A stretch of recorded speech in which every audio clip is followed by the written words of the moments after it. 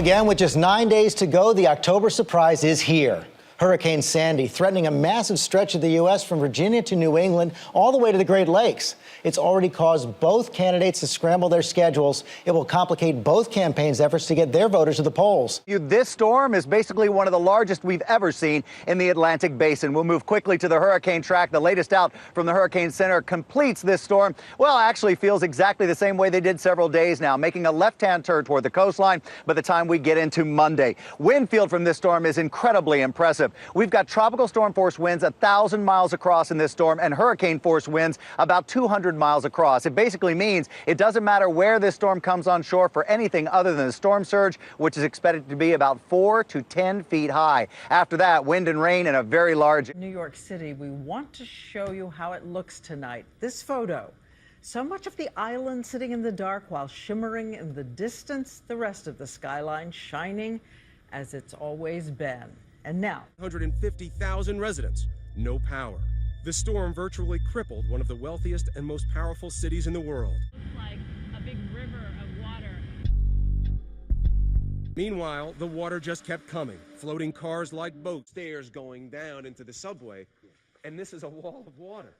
Actually, this is about 3 levels. This is a complete disaster.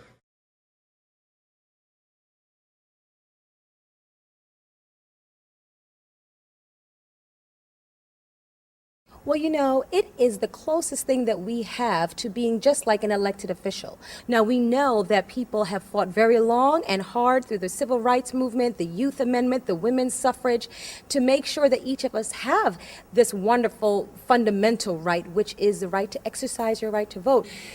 I was told that I could vote here. What's the situation in Brooklyn? Well, it's a matter of me not being able to get there, so...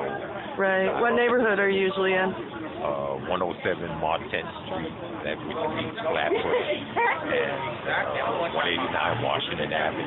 So that's in an area affected by the storm? Yes.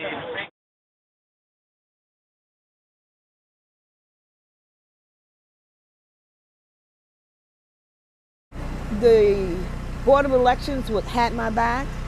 Apparently they did not. I had to turn away over 50 people who could not vote because we ran out of affidavit ballot envelopes. I called it in at 2 o'clock, I called it in at 2:30, I called it at 3. 3 different times I called. I was told that they would be delivered. I also called for signs. No one showed up. If I call for help, they'd be there in a second. That was not so. We're left hanging. We're left hanging out on the field with people who are going through a lot, who are hungry and tired and worried about their belongings and their family. And they made an effort to get some place to vote. And when they came to my site, they couldn't.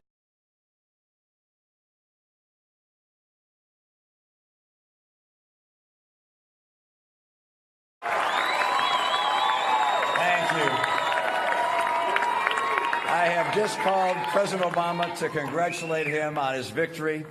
His supporters and his campaign also deserve congratulations.